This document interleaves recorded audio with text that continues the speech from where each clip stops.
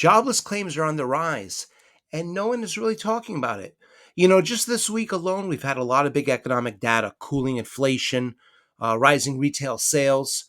Jobless claims doesn't seem that interesting, but there's a story to be told here. This is from Yahoo Finance. They have some really good stuff. The job market is where the action is going to be ahead of the Fed rate cuts this fall.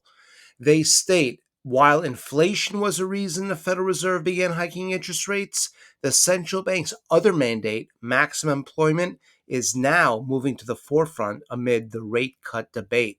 In particular, they mention these payroll numbers are really going to be where the action is going to be over the next couple months. That's where the Fed is going to be focusing by far most of its attention. They continue over here that the weekly jobless claims will be a key release when watching the tracking layoffs. So we're going to apply this to our SAM rule. We've done several videos regarding the SAM rule, which conventionally measures the acceleration in the unemployment rate. But what we've done is apply this template, this rationale of watching the acceleration of economic numbers. We've applied it to different reports. In this case, the initial jobless claims to release on a weekly basis. I think you're going to see the results are quite interesting. Now, this is the typical SAM rule that we all talk about. The blue line is the unemployment rate. The gray area histogram bars in the background, that identifies recessions as marked by the SAM rule. And we can see, for example, 2008, the unemployment rate skyrocketed. And during that period of time, the SAM rule was triggered. It essentially compares the 3-month moving average of that particular economic number, in this case, the unemployment rate, to the prior 12-month low, and it looks for a separation. What we do is we apply it now to different economic numbers. In this case, we're applying this to the jobless claims. It measures a rapid increase in the unemployed.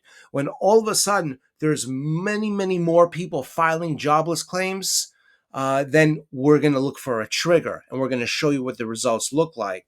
We can see here the histogram bars note the separation between the moving average, the long-term low average of the jobless claims, and those quick spikes. So, for example, in 2001, we saw a 47% spike. In 2008, we saw an 81% spike. We're going to tell you what these numbers mean, by the way. Overall, we can see every several years we do have a recessionary period that coincides with a spike in the jobless claims. How do we calculate it? Very simple. First, we take the 3-month moving average of the jobless claims. It's released on a weekly basis. And we compare that to the lowest low of the past 12 months, the past year. So you take the lowest low that the average 3-month moving average of the jobless claims, and then you compare it to the current 3-month average. The rationale is that during a period of recession, the jobless claims will spike, and then we'll see a separation between the 3 and 12-month averages. Recessions occur again with a spike higher in the jobless claims. So we can see here at present date, the jobless claims spread, that's the difference between the 3-month and 12-month averages, that has been on the rise. And we're going to show you in just a moment, that's actually quite unusual for this time of year. We see right now we're 10, 11, now 12, 13%. That's the 13% spread between the 12 and 3-month averages. Now let's compare the jobless claim spike to the original SAM rule. The original SAM rule did a very good job of identifying those periods of time we had recessions. Well, how does our hybrid jobless claim SAM rule compare? Very well, actually. The gray histogram bars in the background, that comes from our original SAM rule, those recessionary periods. And the colorful histogram bars show us the jobless claims spread, the spike in the jobless claims. So we can see very simply during very well-known recessionary periods, the SAM rule, the conventional SAM rule that measures an increase in the unemployment rate, coincides and does correlate with a spike in the jobless claims.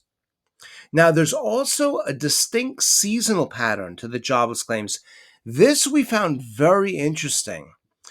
Notice now the numbers at the bottom, the x-axis, the 1, 4, all the way through 52, those are the weekly numbers. The first week of the year is 1. The second week of the year is 2, 52 weeks in a year. Now, the histogram bars show us the average spike, the average spread in the jobless claims, meaning how much jobless claims tend to rise per week of the year. And we have a lot of data. This goes back to the 1970s. So we have many, many decades of data. So it's very statistically relevant. And what you'll notice is that January and December, the end of the year, the beginning of the year, we tend to see the lowest on average spikes in jobless claims. Conversely, over the past 50, 60 years, the area of June, the first and second week in June in particular, we tend to see the most increase, the greatest amount of increase in jobless claims. Most amount of people, historically speaking, are filing initial jobless claims in the first and second week of June. That's pretty amazing. Now, the yellow line here, that shows us the average spread, what we just saw. Remember, it spikes in June, and then it starts to come down, hitting those low points in January and December.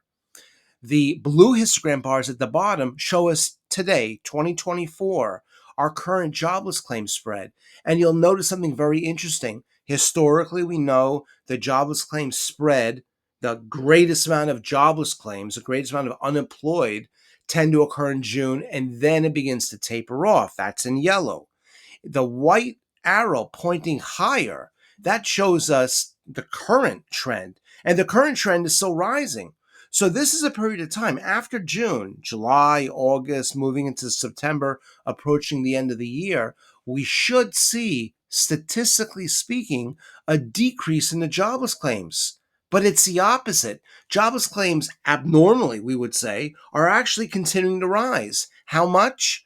It's actually pretty historic. I'm going to show you those numbers. The 12-week jobless claims average has now increased for 15 consecutive weekly reports. Every single week, we take a look at the last 12 weeks. We take that average, it's 3 months, and we say, okay, what's the average? And did the average rise over time? Well, it actually did for 15 consecutive weekly reports. This is what it looks like. The histogram bars show us the consecutive increases. And again, we're at 15. The last time we saw a comparable number, that was last year in 23, that was 16. But before that, we have not seen a period of time where we saw at least 15 consecutive increases in the average, the 12-week average of the jobs claims since the financial crisis of 2008.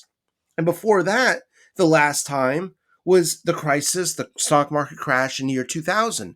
Notice also in 2020, the COVID crisis, we only had 13 consecutive weeks of jobless claims, the 12-week average increase. So we're at pretty historic levels now.